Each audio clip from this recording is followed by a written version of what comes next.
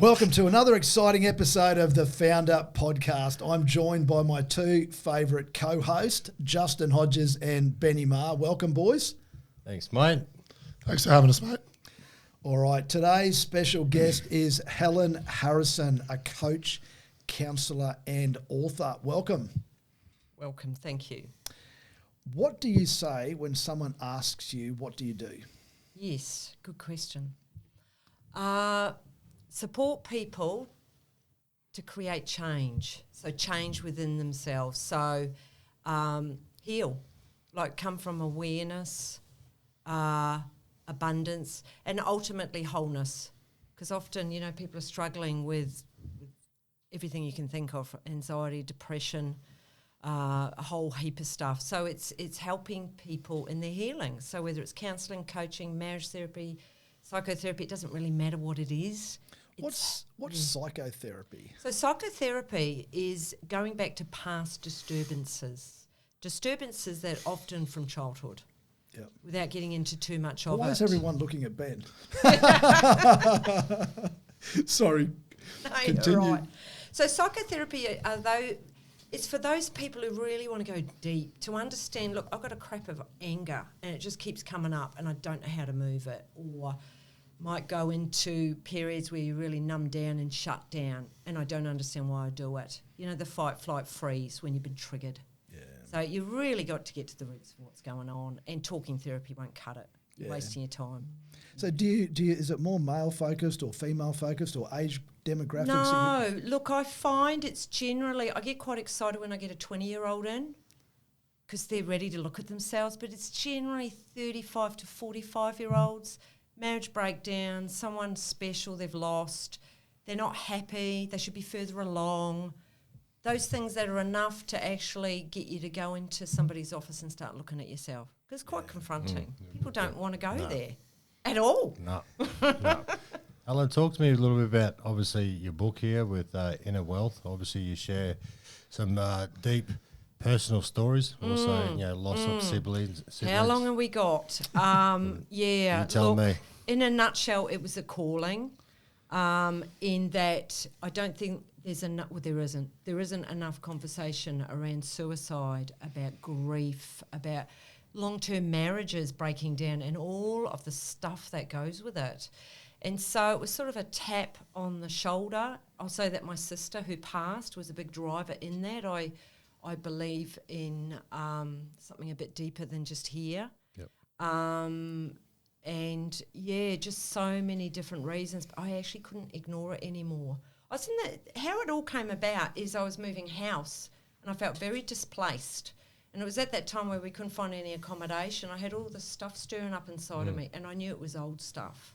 So as a child, I was raised in a large multicultural family. So 3 biological and 7 adopted. And we moved a lot because every time we got a kid, we moved house. And so I always had anxiety. Yeah. And so when I wrote this, actually this time last year, we were trying to find somewhere to live and it just stirred up all this stuff. And I thought, oh, there's something in this because I've healed it. It's really hard to write from that healed place. But because I had all this stuff stirring up in me, I was thinking, there is our book in here. And then just with the taps, my sister and just many, many things, it was like, oh, and one important element was my son. I've got 3 sons. And my youngest was hitchhiking around the friggin' world. And so that was creating a lot of movement inside of me.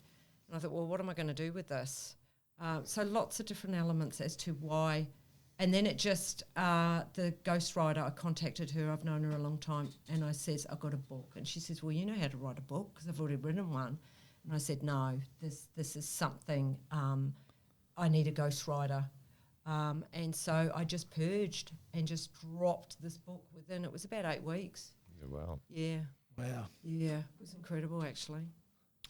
And you talk about how, like, you know, pain can hold the key to unlocking a lot of things in your life. Can you elaborate a little bit for the listeners on how this can drive people's personal growth and how they can sort of move their life forward? Well, I reckon we all have potential. We've all got so much that we can actually offer. But, you know, when we have anger, resentment, shame, guilt, that's all energy that sits in the body and it holds us back. You got to move it. You've got to find ways to be able to move that so that you can come from a much higher vibration, abundance,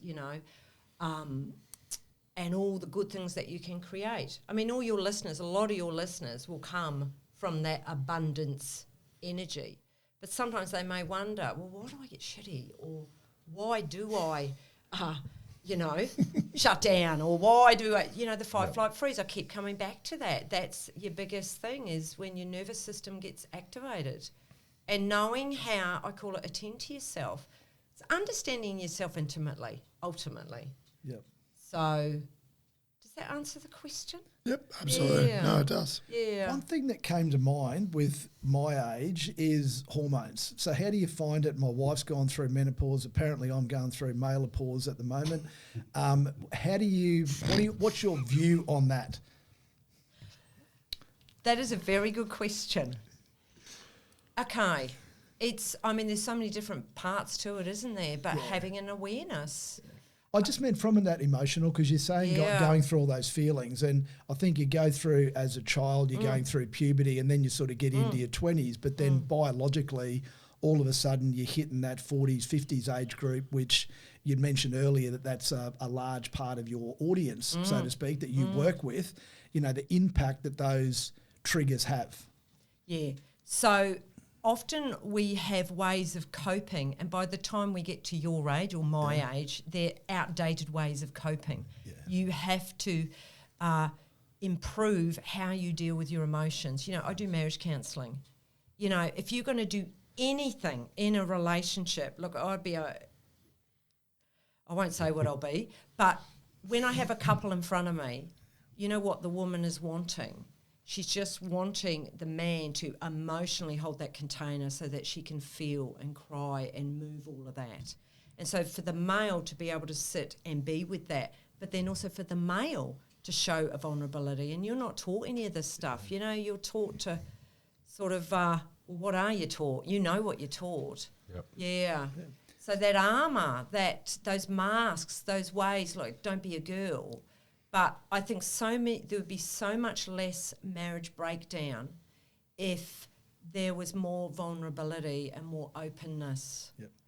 Is that your push-pull method? Yes. Yeah, just elaborate on that for us. So look, that I've always had a knowing inside of me. So for me, I've had a lot of trauma, and I write about it in my book.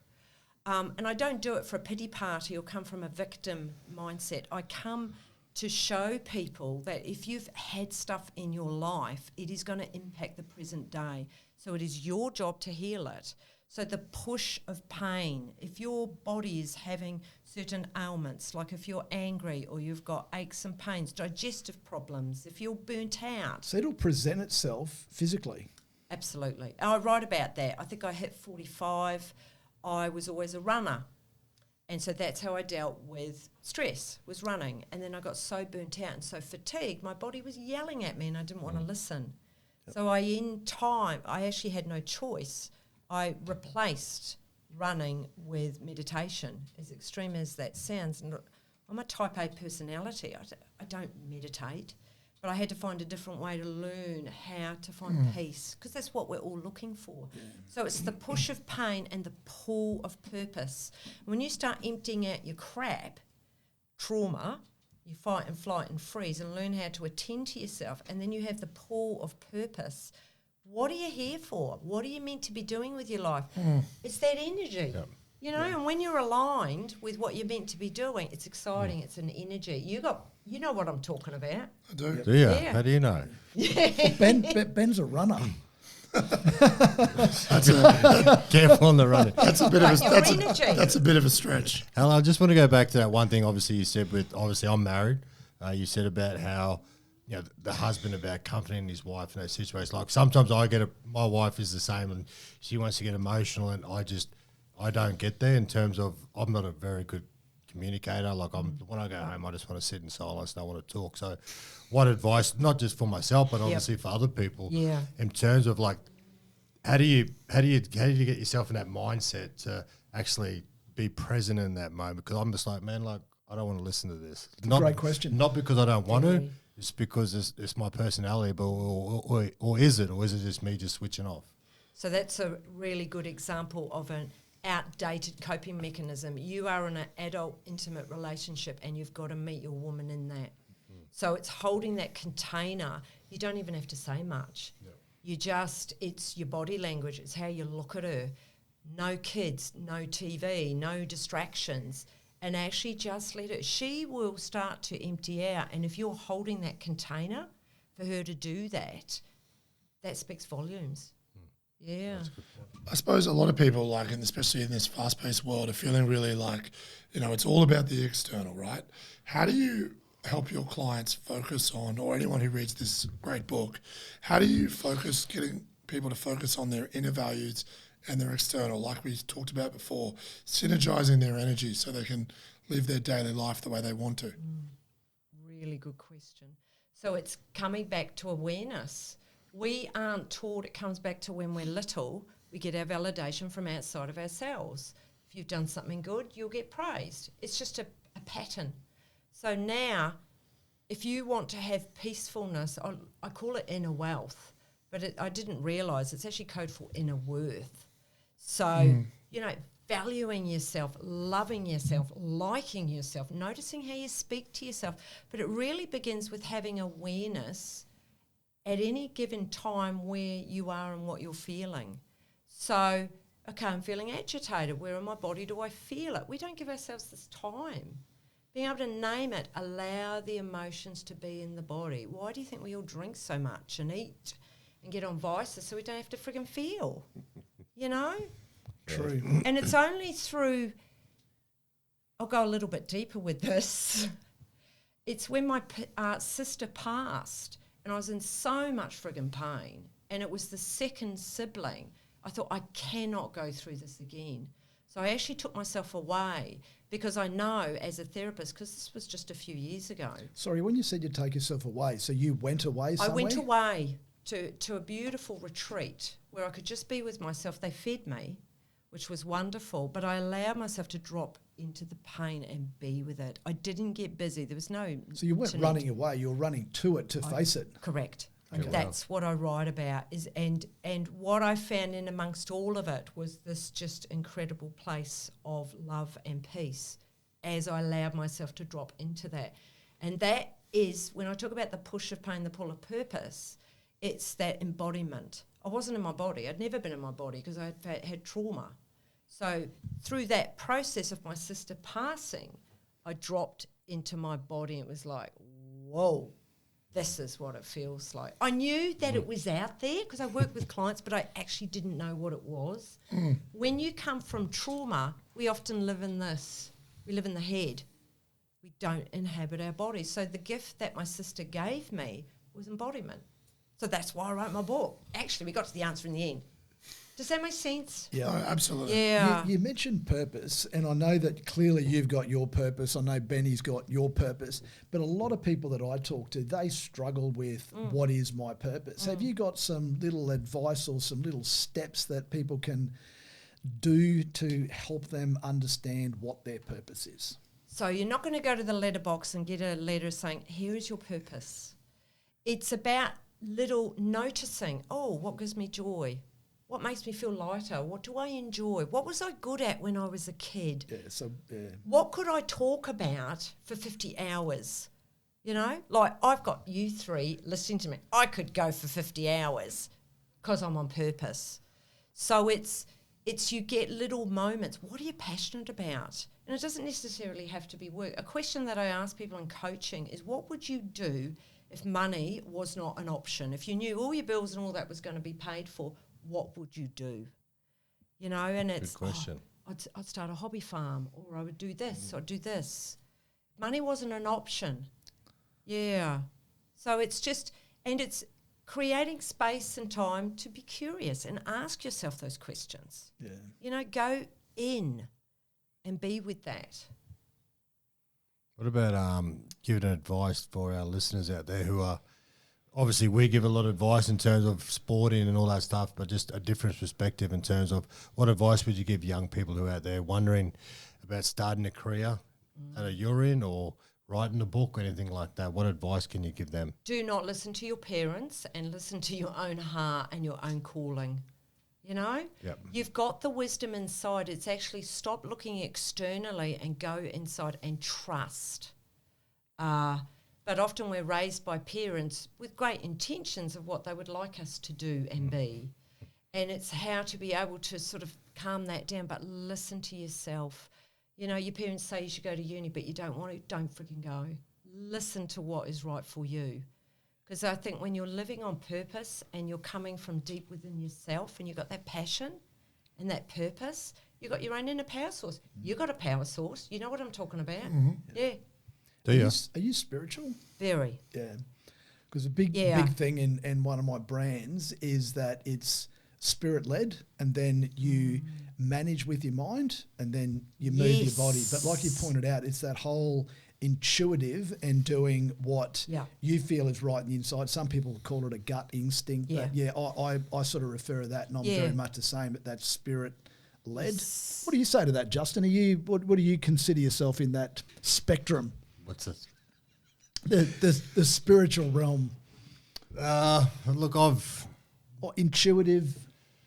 Yeah, I think, look, for me, but I wasn't very a spiritual person until I did a show, Who Do You Think You Are, about reconnecting and where I came from, and living that stuff, and then finding out my identity in terms of who I am, where I came from. And I started to feel, so I went to certain places I never even knew that I was from, right? So just hearing the stories that I got told about, you know, my third and fourth generation grandmother and grandfather. Like I started like even getting hairs stand up now. Like I started to feel that. That was probably the first time in my life I actually believed in it, because you hear stories all the time about people can feel things, people can feel, and I never really had that until I started to. So I did that show, and then fully believe in it. Okay. What about you, Ben? Definitely spiritual led. Definitely believe in something higher. Definitely believe that if we can be true to our heart and our mind, and we can live in alignment, then things will be very good for us. Yeah. Have you got a little short success story that you could share with us that comes to mind? Yes. So a couple came to me. So I'm reading energy from the moment they come in. She was already done. Not that I ever say this to a couple. She was already done, but she hadn't realised. So I worked with them, because I've got to meet people with where they're at.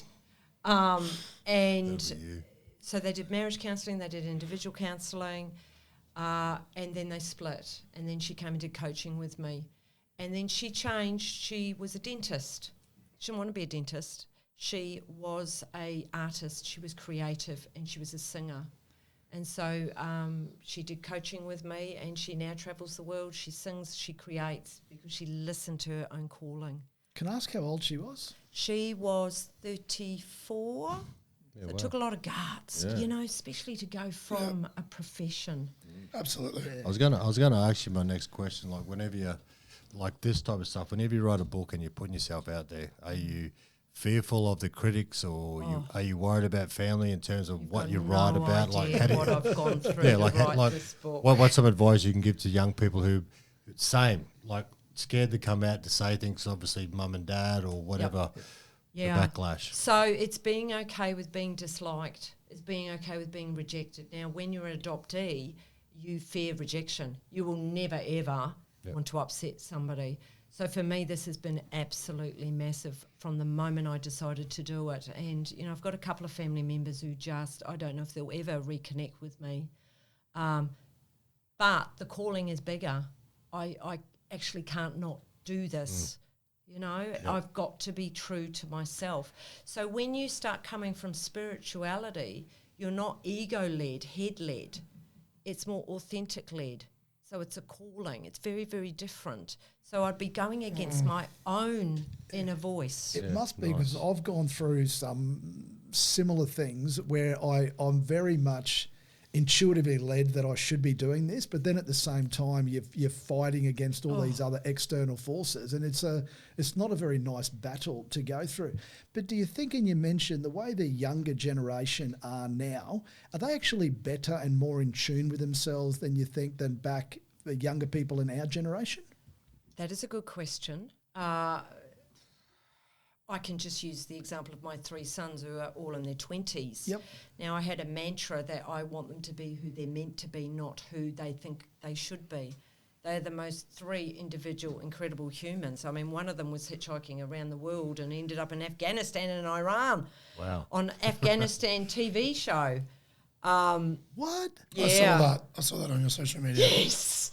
I couldn't put a lot on there because I was very fearful that they'd hold him at a ransom. So I was wrapped when he got robbed in Armenia, so he had to come home because he'd lost his passport.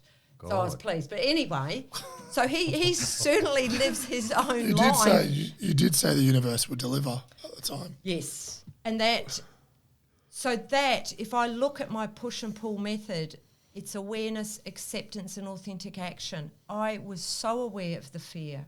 It was just so much as a mother. So I was aware of it, but I had to bring in the self-compassion, the mindfulness, the self-care. That's the awareness part. What do you say to yourself? What do you say to yourself? Well, it's more feeling, allowing myself to feel all so the emotions. You're feeling that fear, but then there's the I guess the movement element of that you've got to push. So writing the book, for example, you've got that internal passion, that desire. That's you knew you had to do right. it, but then you got the external fear. How do you physically get through that fear? If you're sitting there feeling the fear, how can you get past that fear to actually put your pen down and start writing? So lots of different ways. I do a lot of meditation, Right. journaling, walking, tapping. Have you heard of tapping? No. Share that Tapping. one. What's that? You tap the energy. So we're energy beings. You've got to move the energy out. Chase the energy. So Google EFT, Emotional Freedom Technique. It's tapping the energy out. But venting, there's so many different ways. Is there anywhere in particular in your body that you generally feel the energy? Gut. Yeah. I had gut issues for many, many years. Yeah. So going back to my son and the fear, when he first told me, he rings me, he goes, Mum, I'm going to South America.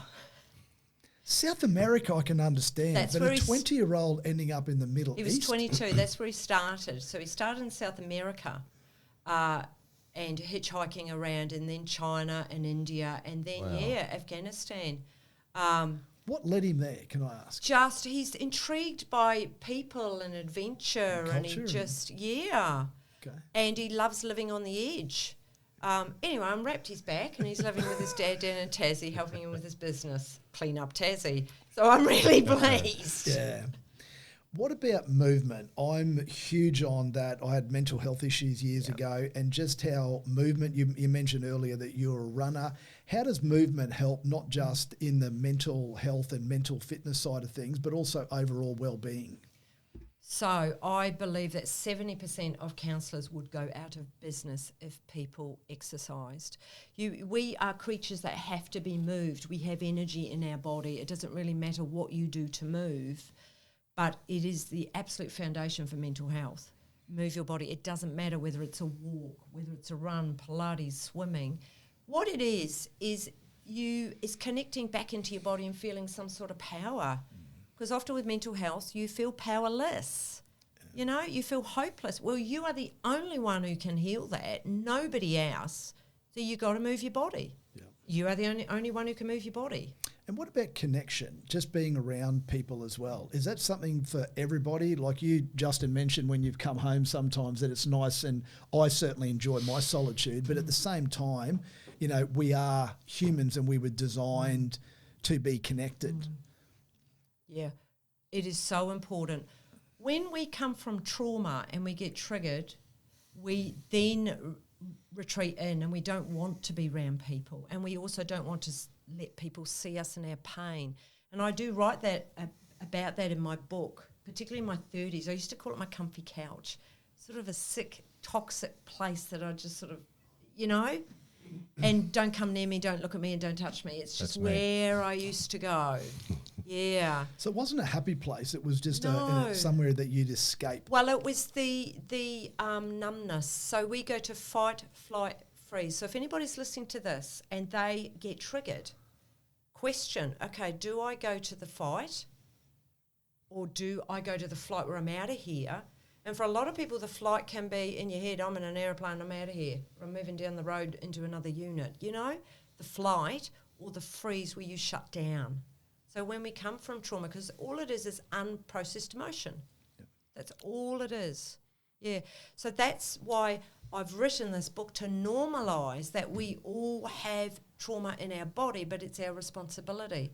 You know, I talk about, I thought that if I found my biological mother, I'd find me. So happy days. Sorry, so that brings up an interesting point. So it's the accountability piece as well. So when you realise that, you need to own it, correct? Totally. Nobody's going to save you. Yep. Nobody. Yep.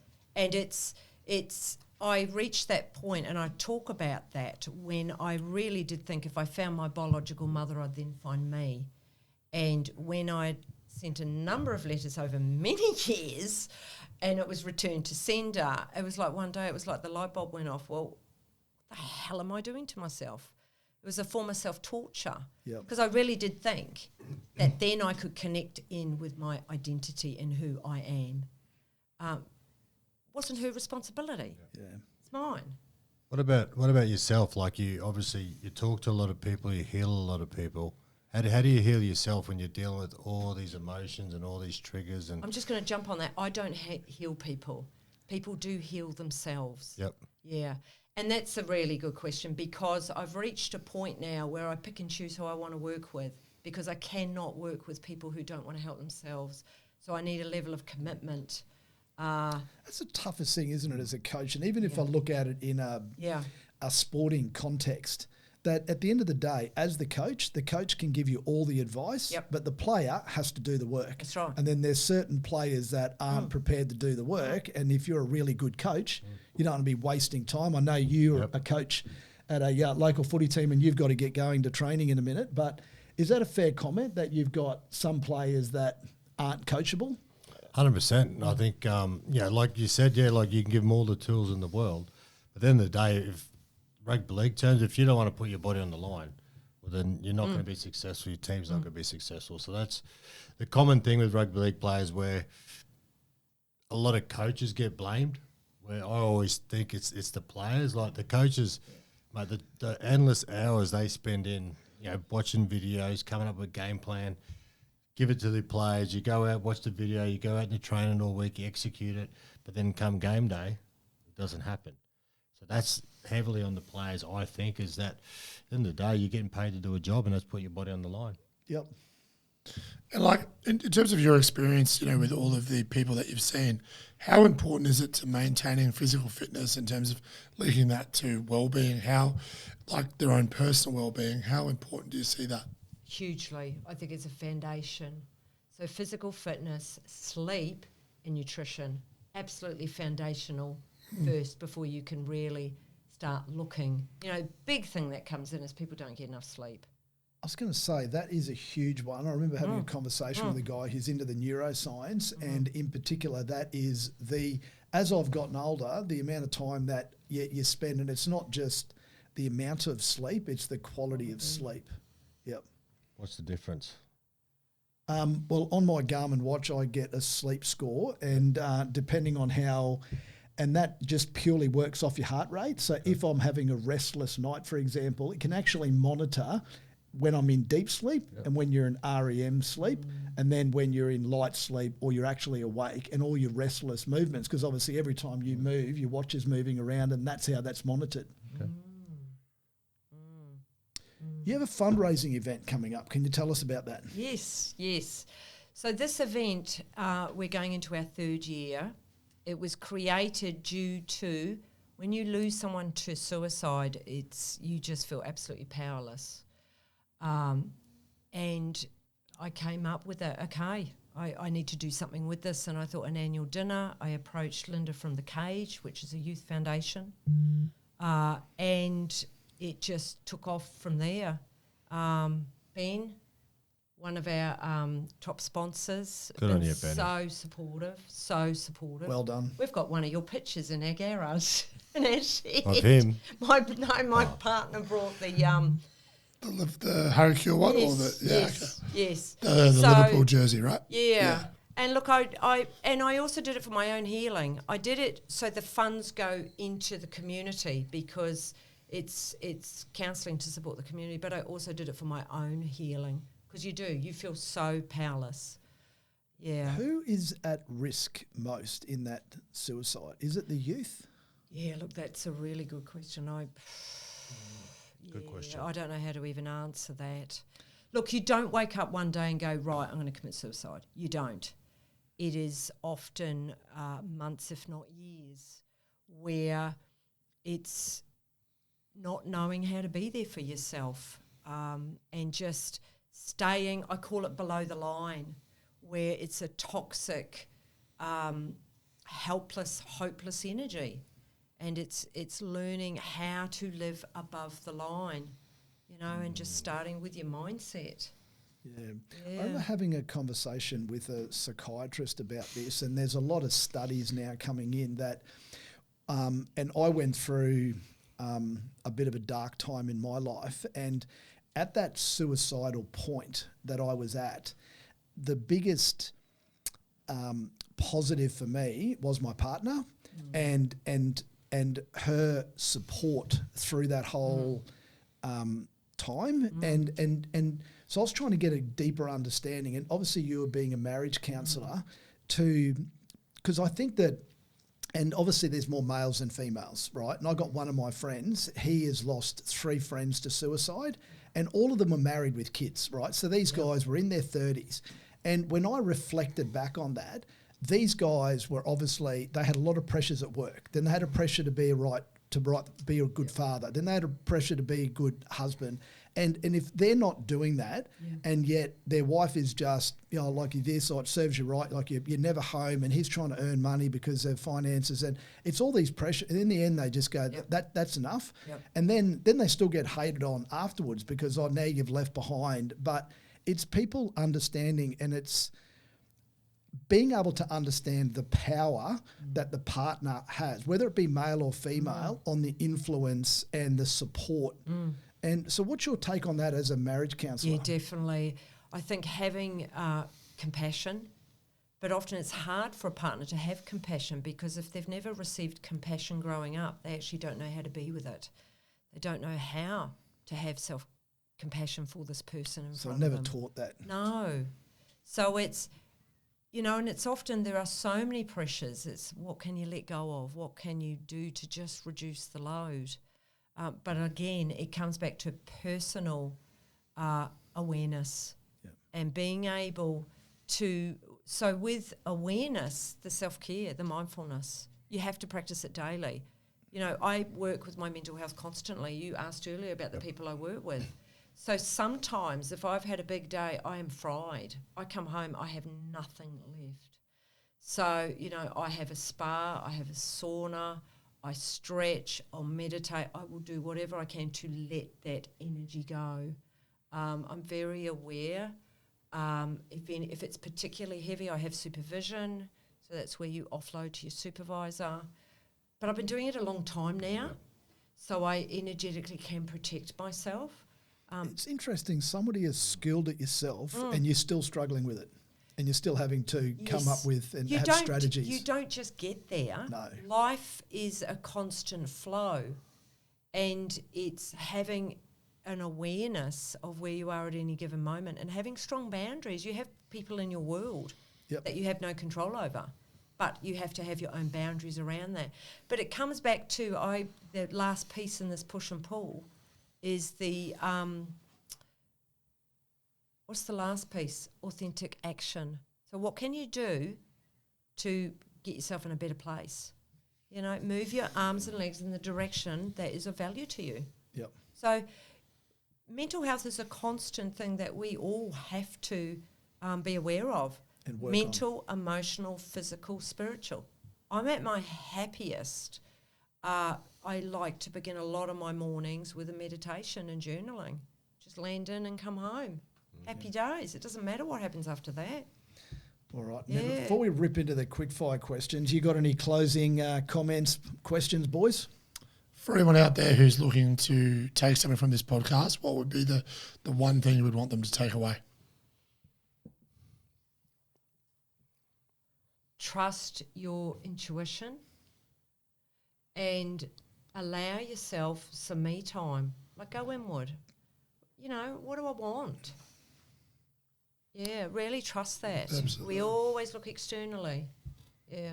No, I don't have another question. I just want to say it takes courage to do what you do. Like, to some of the personal stories that you shared today, and you're still out there helping other people. It's a credit to yourself. Thank and well you. done. There should be more people like yourself. Thank you. All right, you ready? Yeah, ready. What book has profoundly influenced your life? There's so many. Oh, You can name them. I've had a come back pass.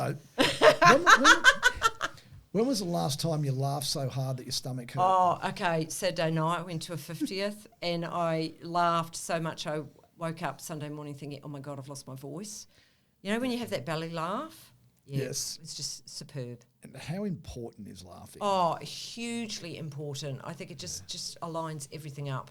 Yeah. All-time favourite movie? Okay, I reckon The Secret back in 2006 because it was a real turning point because that's when I threw myself into personal development, 2008. That's a long time ago, isn't it? Yeah. Yeah. You kind of half mentioned it before, but how do you set the tone for the day first thing in the morning? Yeah. So it is either the gym, which is cardio and weights, or Pilates, or meditation. And if I can get meditation in beforehand, it just depends on what time I get to bed. And what's an affirmation or mantra that you live by? I